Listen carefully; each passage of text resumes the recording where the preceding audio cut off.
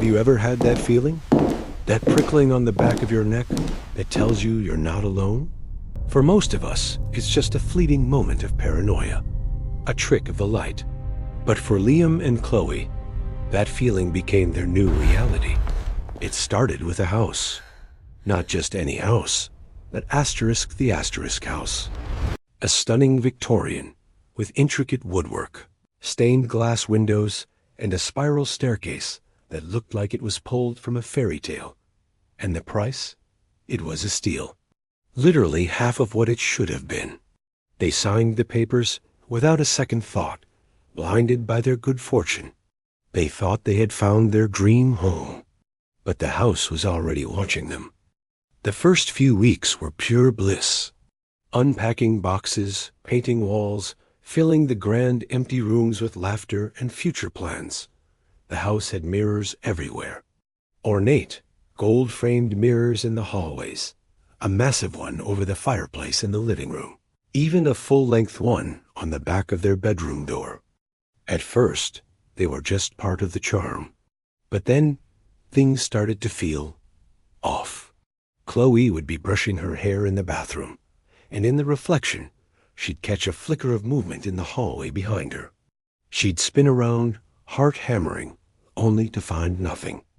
An empty, silent hall. Liam would be walking past the mirror in the foyer and swear he saw a shadow dart across the reflected living room. He'd chalk it up to exhaustion. Moving is stressful, right? Your eyes play tricks on you. But the tricks became more frequent, more specific. They noticed that the reflections weren't just showing things that weren't there. They were starting to lag, just by a fraction of a second, but it was enough to be unsettling. Liam would raise his hand to wave, and his reflection would be a split second behind. Chloe would turn her head, and for a terrifying moment, her reflection would still be staring straight ahead before it mimicked her movement. It was like watching a bad video stream, but this was real life. It was their life, being played back to them with a sinister delay. They tried to rationalize it. It had to be the old glass, right? The way it was silvered, the curvature of the surface. Antique mirrors can distort things. They told themselves this over and over, a desperate mantra against the creeping dread that was seeping into the very foundation of their home. But how do you explain away a distortion that starts to tell its own story? One evening, Chloe was standing in the living room, talking to Liam, who was in the kitchen. She glanced at the huge mirror over the fireplace and froze. Her reflection was standing there, just as she was. But in the reflected doorway to the kitchen, a tall, slender figure stood just behind where Liam would be, its form dark and indistinct. Chloe screamed his name. Liam came running in, confused. "What is it? What's wrong?" She pointed a trembling finger at the mirror. But the reflection was normal now. Just the two of them, staring back from the glass. The fear was a constant guest now. They started avoiding the mirrors, turning their backs to them, throwing sheets over the larger ones. But the house was full of them. Every reflective surface became a source of anxiety. The polished chrome of the faucet, the dark screen of the television, even a simple pane of glass in a picture frame. The feeling of being watched was no longer a feeling. It was a certainty. The reflections weren't just delayed anymore. They started showing them things that hadn't happened yet, or things that were happening elsewhere. One afternoon, Liam walked past the hallway mirror and saw Chloe in the reflection, sitting at the top of the stairs, crying. He raced up, his heart in his throat, but the landing was empty. He called her phone, and she answered from the grocery store, cheerful and oblivious. The house was showing them its own version of reality. The delayed reflections, they realized, weren't a glitch. The mirrors were showing them the immediate past. The house was recording them, and the mirrors were the playback. And the shadows, the strange movements, that was something else. Something that lived within the house's memory.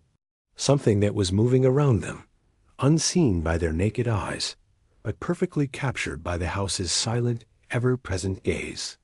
They were living in a surveillance state, where the walls themselves were the cameras and the mirrors were the monitors. The final night came quietly, without a storm or a single creak of the floorboards. They were exhausted, emotionally and physically drained from the constant low-level terror. They were curled up on the couch, a movie playing on the TV, trying to pretend they were a normal couple in a normal house. Liam had fallen asleep, his head resting on Chloe's lap. The movie ended, and the screen went black, turning into another dark, reflective surface. Chloe looked down at Liam, his face peaceful in sleep, and then her eyes drifted to the now black TV screen. She saw their reflection, her on the couch, Liam asleep on her lap. But behind them, standing in the archway to the dining room, was a figure. It was the reflection of her husband, Liam. He was wide awake, a slow, cold smile spreading across his face as he stared directly at her. She whipped her head around to look at the real archway. It was empty. She looked back at the TV. The smiling reflection was still there. And then her blood ran cold as she looked down at the man sleeping soundly in her lap. He hadn't moved. He was still fast asleep. Some homes don't need security cameras. They are the cameras. Thanks for sticking with me through that chilling tale. If you love stories that make you double-check your own reflection, make sure to hit that subscribe button and ring the bell so you don't miss what is coming next. Let me know in the comments what you would do in this situation. Until next time, stay safe and maybe cover your mirrors.